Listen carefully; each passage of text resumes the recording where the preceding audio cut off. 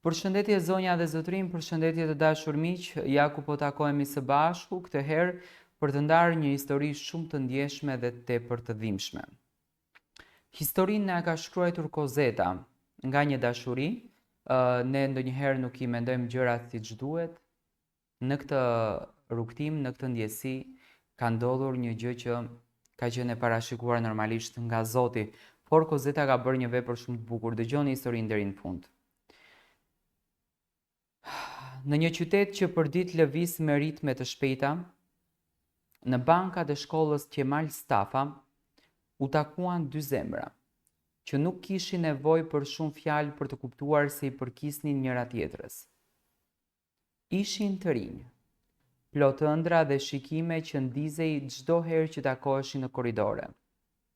Ai i qetë, i zgjuar, me atë buzëqeshje që e bënte botën të dukej më mirë, ndërsa ajo e ndjeshme, plot jetë e gatshme të jepte gjithçka për një ndjenjë të vërtetë. Ata ishin Kozeta dhe dashuria e saj e parë dhe e vetme. Dashuria e tyre nuk ishte thjesht rinore, ishte një ndjenjë që rritej bashkë me ta, që kalonte çdo kufi të zakonshëm, ku vit pas vitesh ata u rritën bashkë, ndan librat, kafenen e parë, koncertet e fsheta, ëndrat për një të ardhme të bukur ku gjithmonë ishin ne dhe kur unë apo ti. Pas 6 vitesh dashurie, në kulmin e lumturisë, erdhi një lajm që përmbushi ëndrrën e tyre. Kozeta ishte shtatzën. Një jetë e re poritej në barkun e saj dhe ata ishin gati të ndërtonin gjithçka nga fillimi, me dashurinë që kishin bjell vetë. Por jeta her pas here e vë dashurinë në sprova shumë të rënda. Në një mbrëmje pranvere, një aksident automobilistik ndaloi gjithçka. Në një çast nga të qeshura dhe plane për të zgjedhur emrin e fëmijës, gjithçka u kthye në ulërima ambulancash, sirena, gjak edhe frikë. Kozeta ishte 6 muaj shtatzën. Mrekullisht, ajo dhe vajza që mbante në bark shpëtuan. Mjekët e quajtën një mrekulli të pastër, por bashkëshorti i saj, buri i jetës, mbeti i paralizuar. Në një karrocë me rrota, pa mundësi të ecë më kurrë. Dikush tjetër mund të ishte thyer, mund të kishte fajsuar fatin, jetën, Zotin. Mund të ishte larguar për të ndërtuar një jetë të re, më të lehtë. Por jo Kozeta. Nëse ai më ka bërë të ndihem si princesh kur ishte në këmbë, tani është radha ime ta bëj të ndjehet mbret edhe nga karroca. Në ditët e para të aksidentit ai ra në heshtje. Fajsoi veten, u mbyll në dhimbje, e ndjeu veten mbar. Por ajo me barkun që rritej e zemrën që nuk trembej, u ul përballë tij edhe i tha: "Nuk të zgjodha sepse ecje. Të zgjodha sepse më bëre të ndjesha e dashur, e plot dhe tani nuk do të dua më pak. Do të dua më shumë, sepse tani ti ke nevojë për mua, ashtu siç unë kam pasur gjithmonë nevojë për ty." Ditët ishin të vështira, kishte lot, kishte dhimbje, kishte lodhje, por ajo zgjohej çdo ditë me një qëllim, t'i rikthente buzëqeshjen njeriut që donte.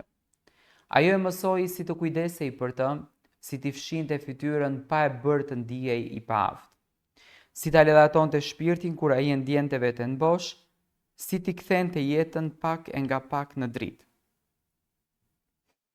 Dhe kur lindi vajza e tyre, ajo voglushe që mbante fytyrën e tij dhe buzëqeshjen e saj, u kthye gjithçka në diell.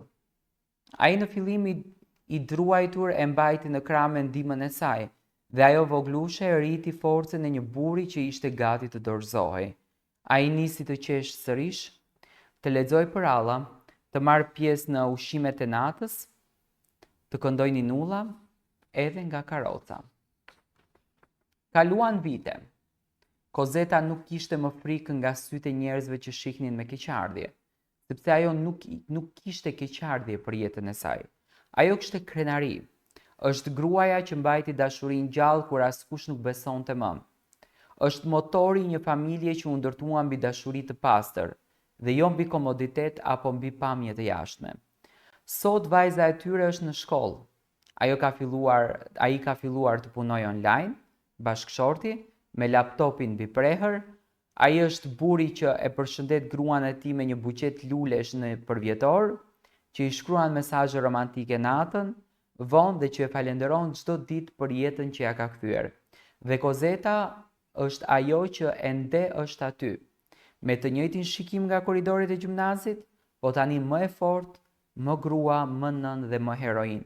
Dashuria e tyre nuk ecën më në këmbë, ajo fluturon me shpirt, me kujdesin, me mirënjohjen dhe me një zotim që nuk mund ta prish as aksidenti, as jeta, as koha.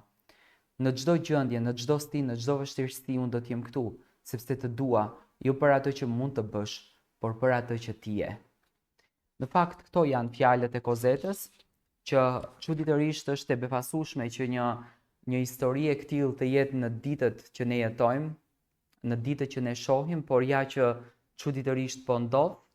Dhe unë dua të përgëzoj Kozetën, të lumt për kulturën që prindërit kanë dhënë, të lumt për këtë vepër unike dhe kaq të madhe që ke bërë, sepse duke qenë kaq grua e mirë, duke qenë kaq grua e dashur, duke qenë kaq grua fisnike, hynore, madhështore në shpirt, ti bën vepra që në fakt sot po vlerësohen dhe do të vlerësohen gjatë të gjithë jetës për këtë mrekulli të bukur që ke bërë, që i ke kthyer dritën e shpirtit një njeriut i cili jeta i ka ardhur në një formë tjetër. Sfidat e këtilla nuk janë vetëm për personat që po kalojnë momente të këtilla, si rasti i bashkëshortit Kozetës, por janë edhe për familjarët e tyre, për të kuptuar se si janë ata të vendosur në momente kur të afërmve të tyre, njerëzve të tyre u ndodhin situata të këtilla. Kozeta e lumtur, falendëruese ndaj Zotit, e mrekulluar që ka një bashkëshort të këtill, ajo bëri gjën më të bukur, nuk u largua nga ai, por qëndroi me të dhe sot po risi një vajzë shumë të bukur dhe këtë ndjesi Kozeta dëshironte që ta ndaj edhe me ndjekësit e mi, që të jep mesazhin që asnjëherë nuk duhet dorëzuar, asnjëherë nuk duhet t'i prini në bes njerëzit e cilët i dëshironi dhe i keni në zemër, sepse Zoti di të surprizoj, Zoti di të bëj vepra të bukura, dhe rëndësi ka që ne të çojmë vijën e dashurisë. Në momentin që ne çojmë vijën e dashurisë, me patjetër që kjo vijë sjellën surpriza shumë të bukura. Ju të cilët dëshironi të ndiqni histori të këtilla, na ndiqni me subscribe për të dëgjuar historitë e radhës.